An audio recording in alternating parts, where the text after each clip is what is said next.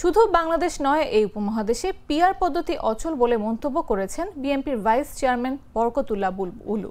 বলেন, এর উদ্দেশ্যে পিআর বলে দেশের মানুষকে ঘোলা পানিতে শিকার করে দেশকে অস্থিতিশীল তৈরি করা। শনিবার দুপুরে চাঁদপুরের মতলব দক্ষিণ উপজেলার নারায়ণপুর ডিগ্রি কলেজ মাঠে বিএনপির প্রতিষ্ঠাবার্ষিকীর একটি অনুষ্ঠান শেষে সাংবাদিকদের প্রশ্নের জবাবে এসব কথা বলেন তিনি বলেন, রাজনীতিতে গণতন্ত্রের পিআর পদ্ধতি নেই। পার্লামেন্ট সিস্টেম, ভারত পৃথিবীর বৃহত্তম গণতন্ত্র দেশ, সেখানে কোনো পিআর পদ্ধতি নেই। সেনাবাহিনী, অন্তর্বর্তীকালীন সরকার ও প্রশাসন নির্বাচনের পক্ষে, অতএব বাংলাদেশের জনগণ ভোটের পক্ষে।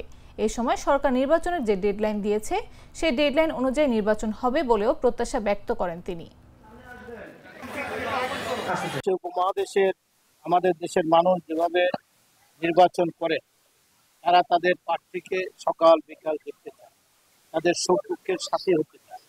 সবসময় আমরা দেখে আসছি এবং তাদের এলাকার উন্নয়ন, তাদের ব্যক্তিগত বিভিন্ন কাজকর্মের জন্য তারা তাদের জনপ্রতিনিধিকে এখন পিআর পদ্ধতিতে যদি এমন এক পদ্ধতি একটা লিস্ট টাঙ্গাই দিবে, আমি ভোট দিলাম এখানে শামীম সাহেবকে বা ধানের শীষে, আর প্রার্থী জিতবে দিনাজপুর থেকে বা খাগড়াছড়ি, ওই প্রার্থীকে তো এই এলাকার মানুষ কিনবে না, জানবে না, তার কাছে যাবে না। আমাদের দেশ এখনো শতভাগ শিক্ষিত হয়নি, আধুনিক বিশ্বে প্রবেশ করেন।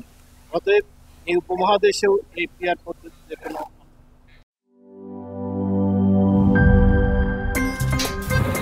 আমার একটা স্মার্ট সিদ্ধান্তে 25% গ্যাসের খরচ কমেছে। ভাবছেন কিভাবে? সাধারণ গ্যাস স্টোভ বদলে আমি এনেছি আরএফএল গ্যাস স্টোভ। এর সাইন্টিফিক নজল ও ব্রাস বার্নার ক্যাপ সমানভাবে তাপ ছড়িয়ে রান্না করে দ্রুত, তাই গ্যাসও বাঁচায় 25%, টাকাও বাঁচে 25%। আরএফএল গ্যাস স্টোভ, নিরাপদ ও গ্যাস সাশ্রয়ী।